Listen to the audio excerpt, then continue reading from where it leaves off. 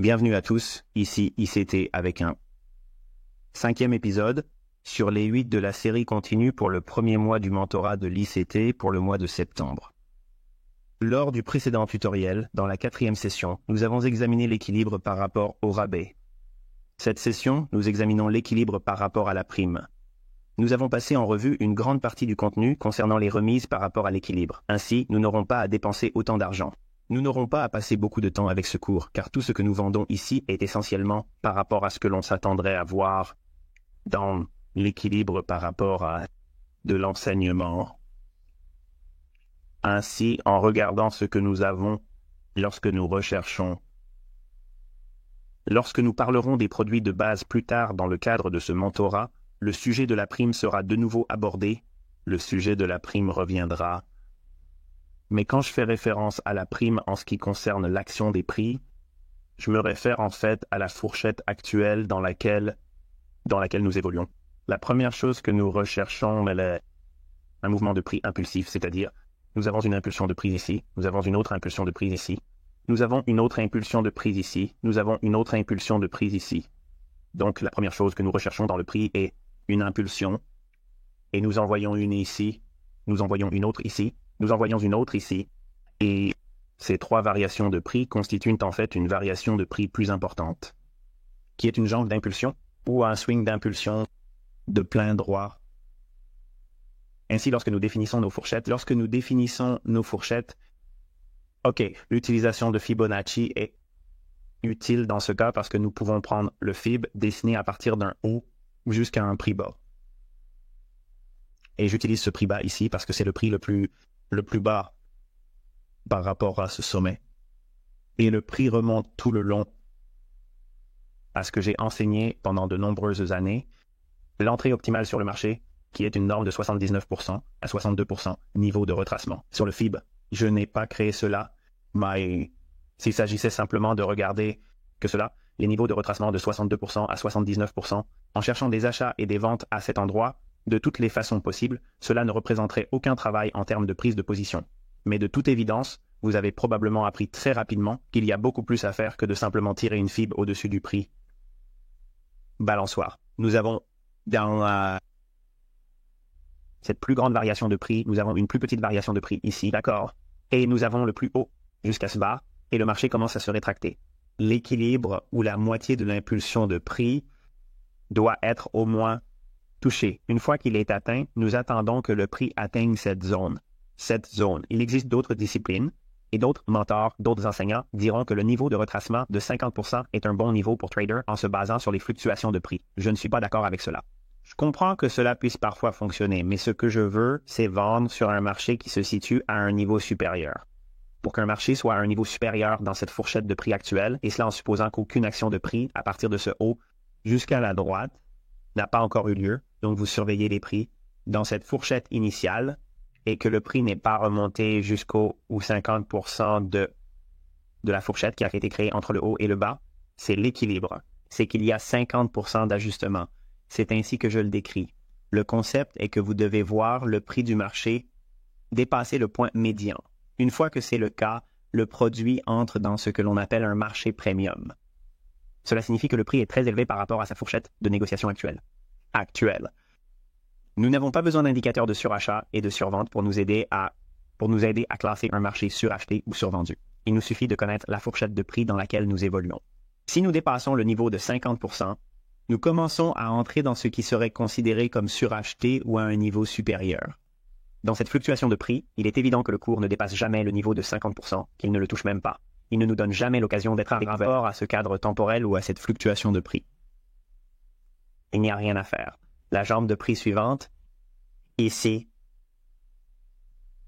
la même chose entre le plus haut et le plus bas. Rien en termes d'oscillation de prix. Il n'atteint pas les 50%. Mais regardez de plus près. Il y a une autre fluctuation de prix plus petite qui s'est formée juste ici. D'accord, nous pourrions donc regarder cela, mesurer le plus haut au plus bas, et le marché atteint un équilibre d'impression, je suis désolé, mais ne reste pas au-dessus pour aller vers un marché premium.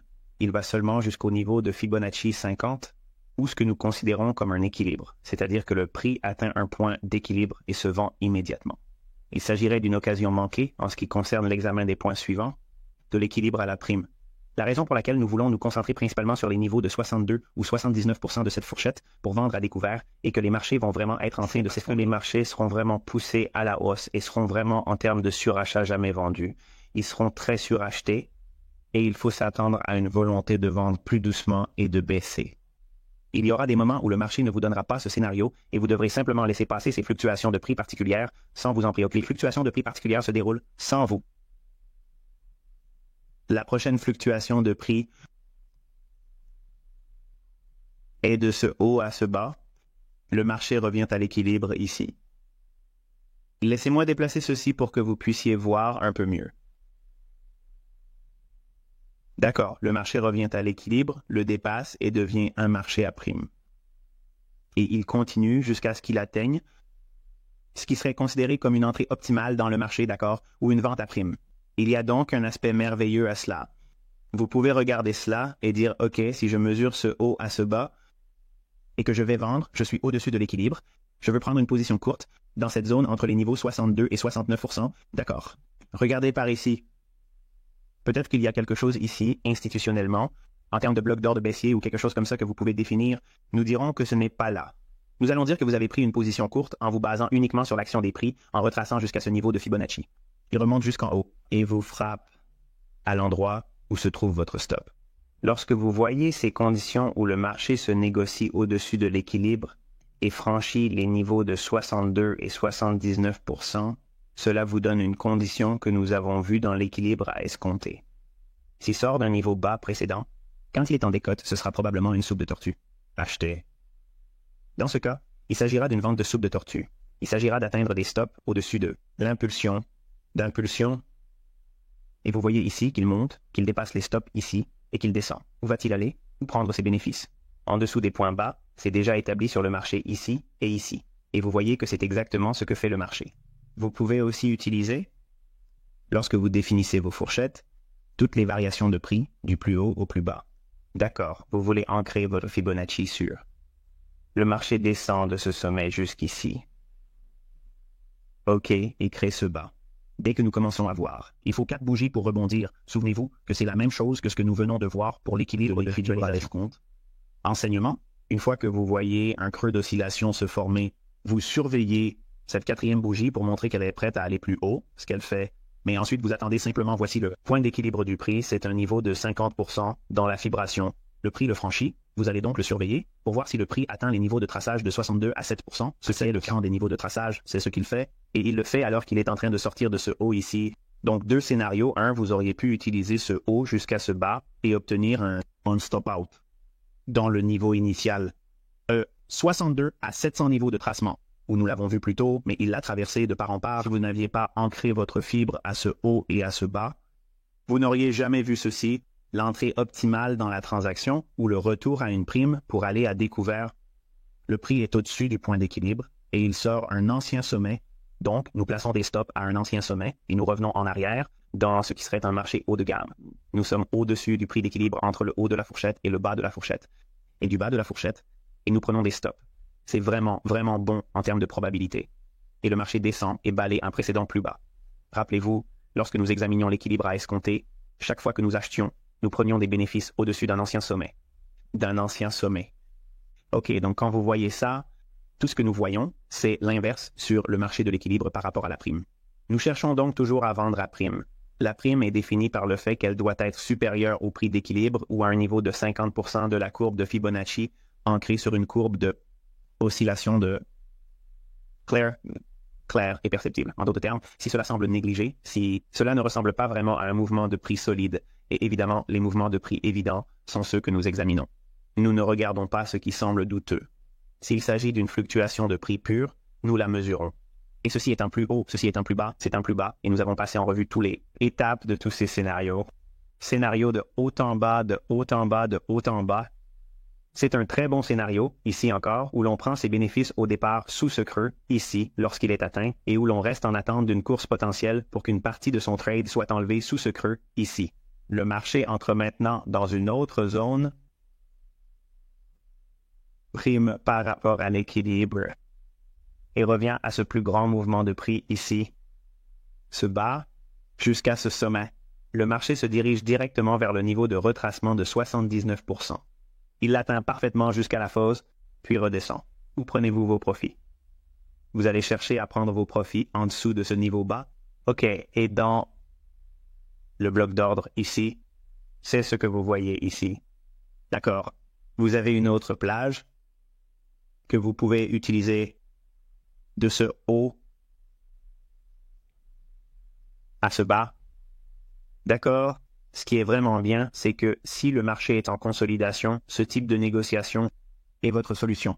D'accord? Un long état de protraction sur le marché où il monte et descend. Il n'y a pas de mouvement réel vers le haut ou vers le bas dans une direction. Il reste simplement dans une large consolidation. Vous voulez négocier des soupes de tortue ou comprendre où se situe la prime et la décote. Et si vous avez le plus haut ici et que vous descendez jusqu'au plus bas ici, quand le marché dépasse l'équilibre ici, il entre directement dans les 70,5 ou dans ce qui serait le point d'entrée optimal, OOT. Et le marché est en train de se vendre. Où cherchez-vous à prendre vos bénéfices? En dessous d'un ancien plus bas? En dessous de ce plus bas? Chaque fois que le marché fait un swing low, vous devez jeter un coup d'œil et cela ne prend que 3 bougies. C'est pourquoi je n'utilise pas la Williams fractale qui nécessite 5 bougies. Je n'ai besoin que de 3 bougies. Nous avons donc une bougie basse ici, une bougie basse ici et une petite bougie plus petite ici. Le marché souffle à travers cela. Ce serait votre cible ici. Vous prendriez votre premier profit. Ensuite, vous reviendriez et vous prendriez votre stop ici. Maintenant, si vous avez un stop, c'est qu'il n'y a pas d'erreur. Si vous avez un stop et que vous ne prenez pas le premier profit, faisons l'avocat du diable un instant.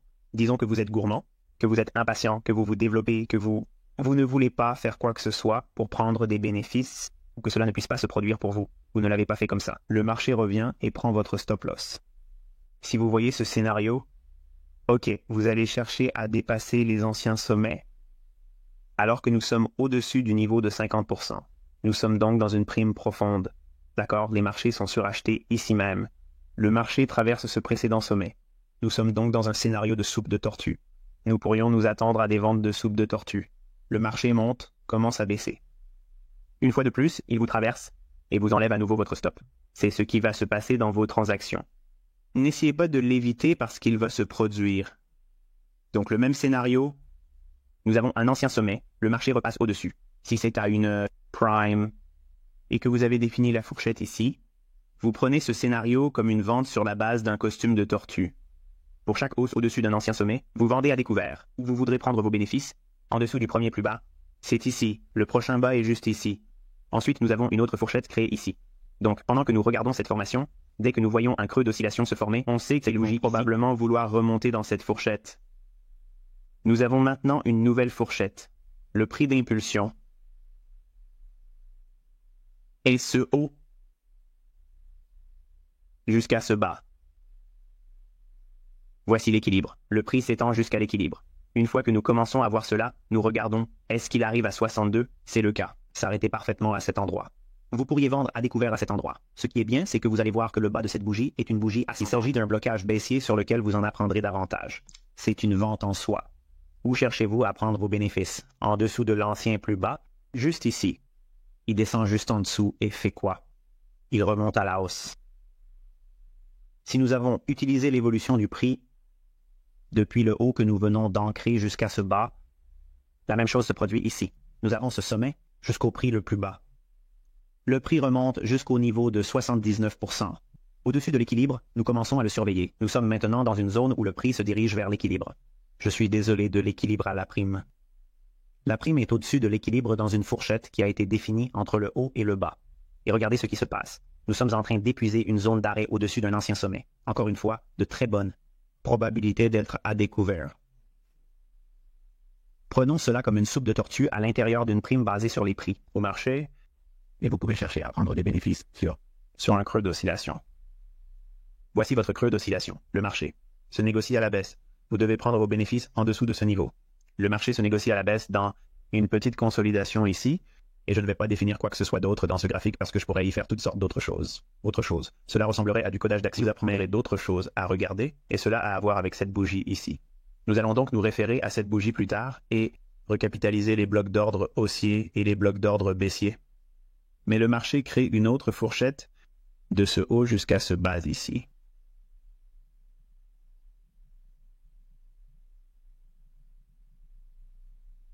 Ainsi, de ce haut à ce bas, le marché dépasse l'équilibre ici. Où va-t-il aller? Nous voulons le voir aller au moins jusqu'à un niveau de traçage de 62%. C'est ce qu'il fait. Il va jusqu'à l'OTE de 75%, l'entrée optimale dans le commerce, puis il se vend. Où faut-il prendre ses bénéfices? En dessous du creux d'oscillation. Ici, c'est le creux d'oscillation. Prenez vos bénéfices à cet endroit. Il ne s'agit pas d'échanges astronomiques. D'accord? Ce ne sont pas des transactions énormes, mais d'avoir une position courte ici à DA et en couvrant sous le plus bas de cette bougie ici c'est plus d'une centaine de pips. Il n'y a rien de mal à cela. Il s'agit d'un graphique journalier à partir duquel nous négocions. Encore une fois, cela aide les gens qui ne peuvent pas faire de day trade. OK? Vous n'avez pas besoin d'une grande quantité de mouvements sur un graphique journalier pour faire un nombre décent de pips. Nous allons revenir à ce out et utiliser ce même vieux bas ici. OK? De ce sommet à ce creux, si vous avez pris une position courte basée sur un stop run au-dessus d'ici et que nous sommes à une prime, nous sommes au-dessus de l'équilibre, nous avons défini notre fourchette, nous cherchons à vendre dans la force. C'est effrayant quand on commence à s'y intéresser en tant que nouveau trader, mais c'est exactement ce que vous voulez faire en tant que trader professionnel. Vous voulez vendre à des prix supérieurs. Pensez-y, vous pouvez vendre quelque chose si vous le possédez. Disons que vous possédez votre voiture. Voulez-vous vendre pour le vendre au rabais? Cela n'a aucun sens. Vous voulez le vendre à un prix supérieur. Les traders professionnels vendent donc leur position longue. Ils vendent de nouvelles positions courtes à des prix élevés. Il n'y a pas de meilleur endroit au monde pour vendre à découvert ou vendre des positions longues au-dessus d'un ancien sommet, parce qu'il y aura des acheteurs volontaires juste là, sous la forme d'arrêt d'achat. Ainsi, lorsque nous voyons cette zone, nous prenons une position courte. Et si vous avez pris vos profits une fois que ce creux s'est formé, ce creux se situe à c'est formé, ce creux arrive à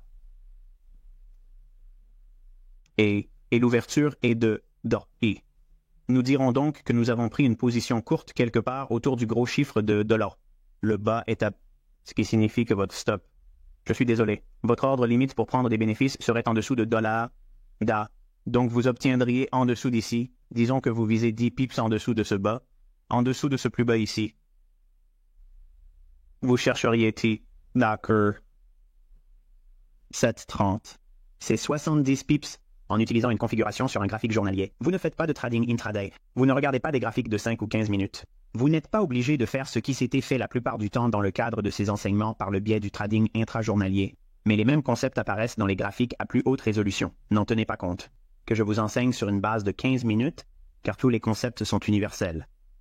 Et je sais qu'il est difficile pour vous de comprendre cela en tant que nouveau trader, parce qu'il vous semble que je ne peux pas regarder ce graphique. Je ne peux donc pas trader. Ce n'est pas vrai. Ce n'est pas vrai du tout.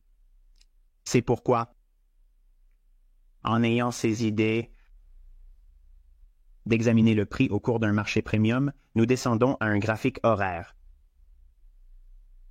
Et nous passons à un graphique horaire.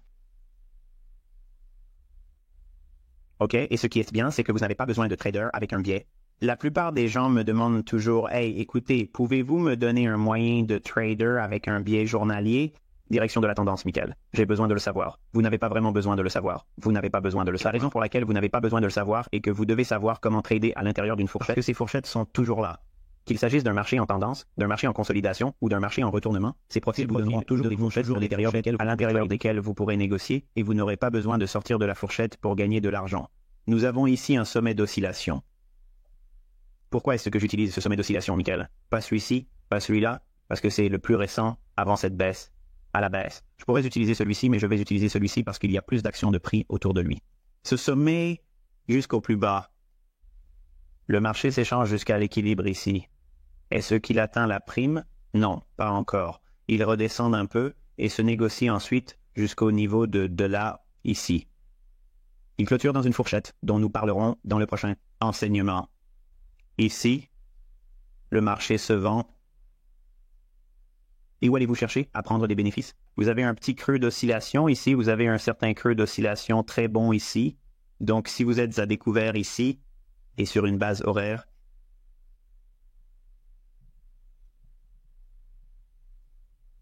disons que nous sommes à découvert à 97,70, un joli chiffre rond.